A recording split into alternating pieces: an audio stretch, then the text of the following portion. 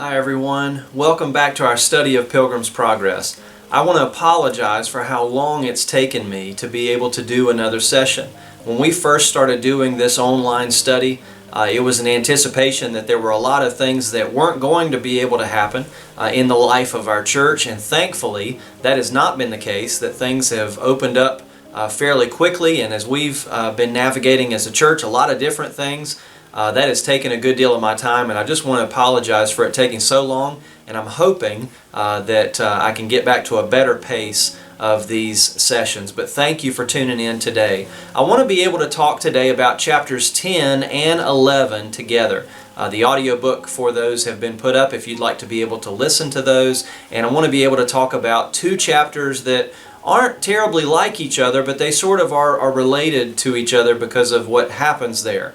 The first chapter is a Mr. Buy-ins in chapter 10 that we see, and then by the chapter 11, the next chapter we look at today, there's a bypath meadow, where Christian and hopeful go off the track or go off the way and find themselves lost and then in Doubting Castle. And so I want to be able to kind of deal with that today. So let's kind of dive right into that. Chapter 10 is another one of those chapters where it's a little tougher for probably a lot of folks to get through because there's not a lot of action. It's a lot of dialogue. Pilgrim's Progress is, of course, a book that's meant to be a lot of the introspective look into what the heart is dealing with in faith and in life. And so Bunyan deals with this character, Mr. Buy-ins, who has got a bunch of friends. There's different names that are mentioned. Lord Turnabout, somebody who kind of says one thing and does another. Lord Time Server, someone who is just, making time their master. Lord Fair Speech, who knows all the right things to say, but that doesn't match what he's doing. Mr. Smooth Man, who's like Fair Speech. Mr. Facing Both Ways, who also kind of a connotation of hypocrisy there. Mr. Anything, one of the things we hear in our day is all roads lead to heaven, or whatever you want to do goes, or even the tolerance movement of our day has kind of turned everything into no matter what anybody would want to do or say, nobody should say anything against it. And so Mr. Anything kind of represents some of that. Reverend Two Tongues says one thing in the pulpit but does another when he's outside of his ministry area. And so all these kind of describe what Jesus ultimately points back to of this reality of serving two masters. That people would serve not only the Lord but serve money, and you can't serve both of those as the foundational chasing point of your life. And so the conversation that Hopeful and Christian have with Mr. Buy-ins kind of sheds light on that. When you first start to hear Mr. Buy-ins talk, you don't necessarily think that what he's saying is all that bad, but as time goes on, you realize that ultimately he's only interested in faith whenever that means that it's going to make an easy road for him and a profitable road for him. And he and his companions are ultimately sort of supporters of each other in their hypocrisy and in trying to make sure that they always are able to get the most out of any situation and not feel bad when they're being selfish. And so Hopeful and Christian challenge them. And I think that speaks into our life because we have plenty of opportunities to be people who ultimately look out for our own good and try to follow after our own desires more than we would seek to follow what Jesus had called us to. Christian and Hopeful remind us that to follow Jesus means often going in a kind of way that won't lead to the kind of prosperity or success that the world praises, and they challenge Mr. Buy-ins on this. And then we come to chapter 11, which is one of the more well-known chapters of the book because we get a chance to go to Doubting Castle, and one of the most well-known scenes of the story where Giant Despair comes and captures Christian and Hopeful and then the situation that they find themselves in. All of this starts on kind of a mountaintop experience for them. That they get a chance to just be in a really good situation. They go through a plain called ease, and even in the midst of that, there's a little bit of a challenge right off the bat, and they face it really well. There's a hill called lucre, which is sort of another word for wealth. Silver mine that's kind of a distraction to say, well, instead of focusing on what you're doing, why don't you have a get-rich-quick scheme, or why don't you see if you can somehow pour your efforts and energy into making money instead of what you're being called to. This certainly is not speaking against people having prosperity and success in this life, but it's talking about at the expense of what God had called us to, focusing on things that would drive us into other areas of having ambition and having our hearts chase after. And so Christian and hopeful both interact with this man Demas, and then as they come to the other side of that, having refused it, they sort of arrogantly say, yeah, well, I bet Mr. Buy-ins is going to end up there. And sure enough, he does, along with his friends, and no one ever hears from them again. And they see Lot's wife. You might remember from the book of Genesis where Lot and his family, who are fleeing from Sodom right before its destruction, Lot's wife turns around to look at the city against the commandment of the angel, and when she does so, she's turned into a pillar of salt. And so Bunyan places that in this story to kind of make the same point again, that those who are trying to go one way and then are turned around focusing on something else, that's a bad thing. Jesus told a man who wanted to follow him that anybody who looks backward, who sets their hand to the plow and then looks back, is not fit for the kingdom. And for the same is true for us, that we need to be people who are focused where God calls us and not on what we think we might be missing out on. And so Christian and hopeful are feeling very arrogant on the heels of this, because they're saying, in some ways they say good things, especially hopeful, that, wow, can't we remember the grace of God because we've made mistakes and we didn't get penalized in the way that Lot's wife did. And so we can recognize the grace of God in this. But I think for Christian especially, all of this makes him overconfident. And so as they come to a place where their feet are starting to hurt and they're tired and the road is rough, they look across this little fence and they say, well, now it'd be easy just to step over to the other side and just walk on the grass here on the other side of the fence, and we'll be going the same direction that the way goes. And sure enough, they step over. Hopeful doesn't feel very good about it, but he trusts Christian, and they begin to make their way across the fence. Now, before they do so, they even interact with a really great picture from the book of Revelation. You've got the river of the water of life, and then the tree of life. There's this great kind of buffet that's there of the most wonderful things to quench their thirst and to solve their appetite, and they're able to take part in that. And so they have just really great moments before crossing the fence, and in the midst of things going so well, that's where they choose to compromise, and that's where they choose to say, I think it'll be just as good if we do this. They start to follow behind a man named Vain Confidence, the confidence that's not worth trusting in. And so he says, yeah, this is the way to the celestial city. Come with me. It's a reminder that there's always voices that are willing to tell us any support for something that we would want to do. Anybody who would make a decision just to say, well, is there somebody else who would agree with me? You'll find anybody to agree with you on any subject. And it's a reminder of the fact that that for us, there's always somebody out there who would lead us astray, and Christian and hopeful get led astray as well. And so they're walking, there's this place that as it turns dark, there's pits to avoid, then the rain begins, the rain comes up in floods to where they can't even make it back to where they're going, and so they finally find a place to rest and to ride out the storm, and as they do, all of a sudden we meet one of the most notorious characters in the book, Giant Despair.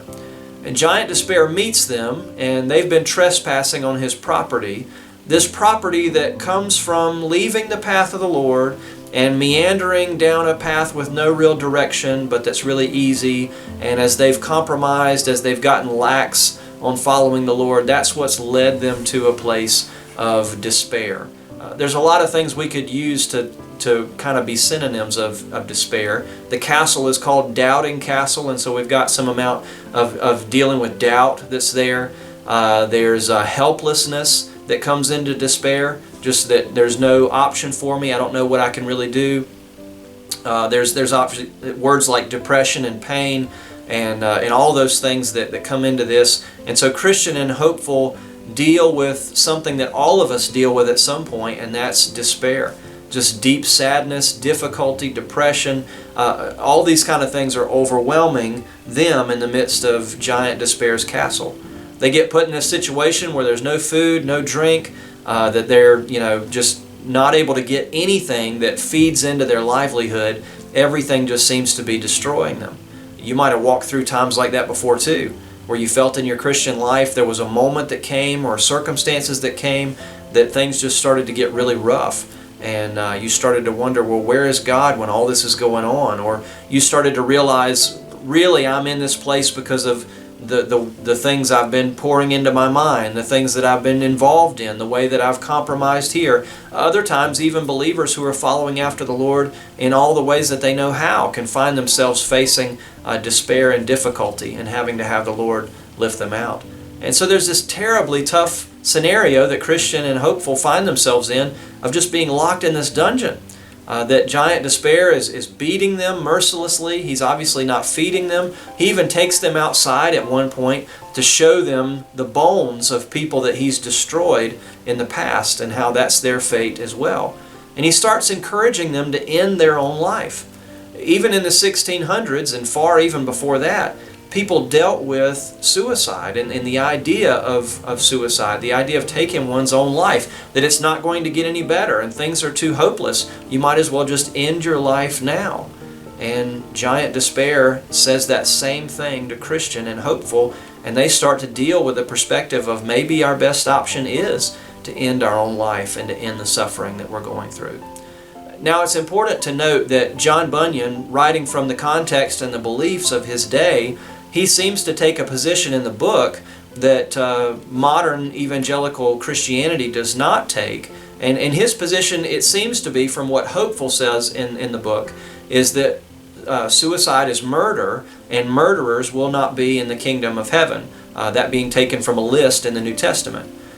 We do not hold that suicide is an unforgivable sin for several reasons. Number one, even at Bunyan's time, there was still some of the tie-in to Roman Catholicism in the background of where, because of the needed last rites that were there and the condemnation for suicide in the church, that it was a given that it was taught that suicide was something that would ultimately take away someone's opportunity for being saved. That's not a teaching that we see clearly in the Bible.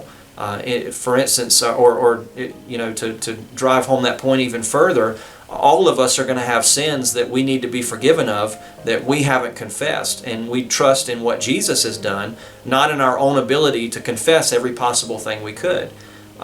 Bunyan also references the list where it says that murderers will not be in the kingdom of heaven, and that's certainly true. That's listed in the Bible actually in several places, lists that show different groups of people.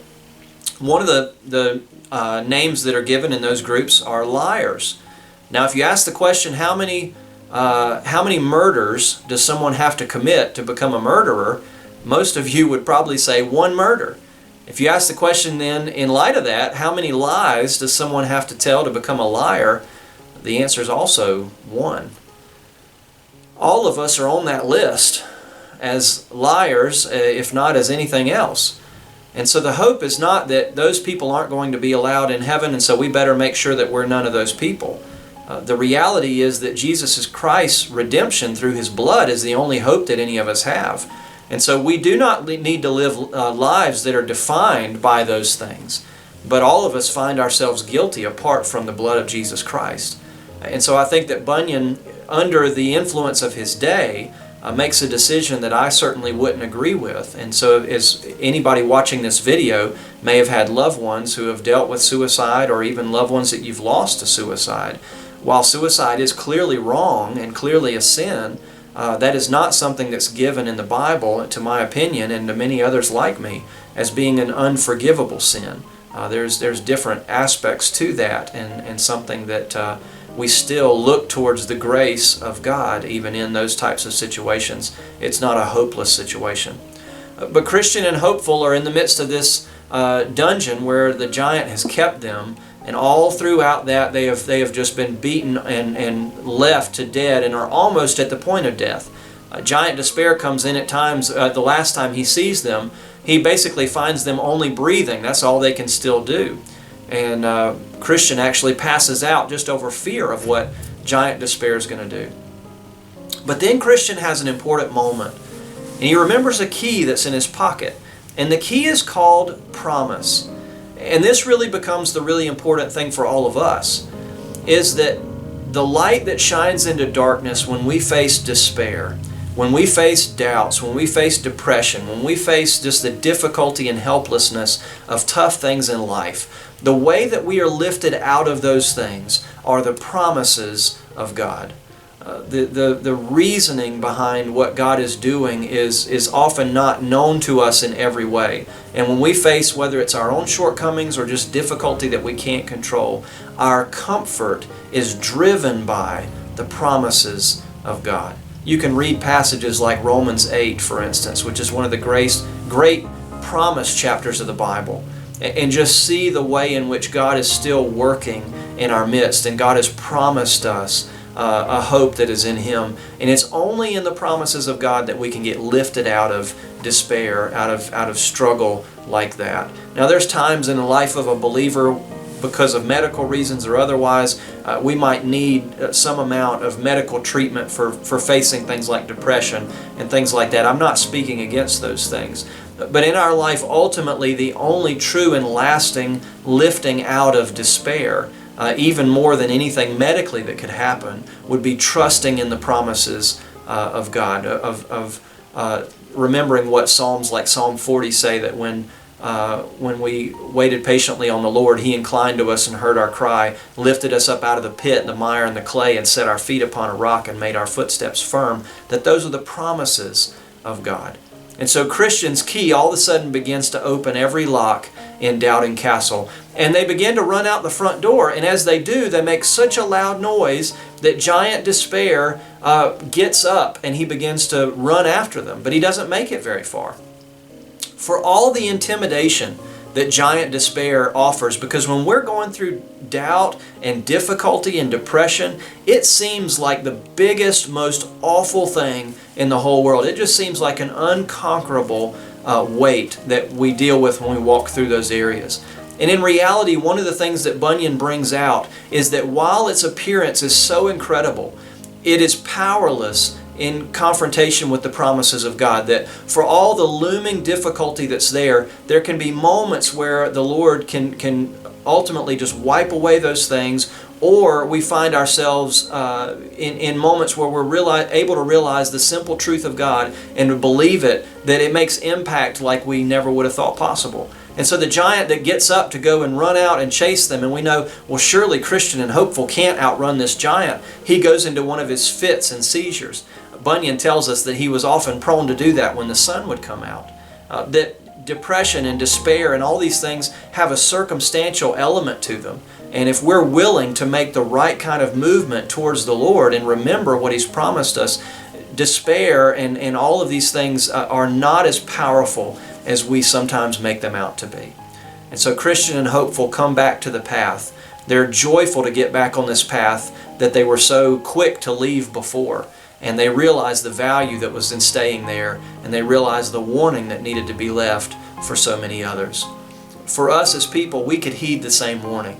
In light of whatever darkness you might be facing, your hope can be found in the promises of God. And I hope that for each one of us, we can see the great things that happen when we trust Him. I want to thank you for watching today. I look forward to being back with you soon. God bless you.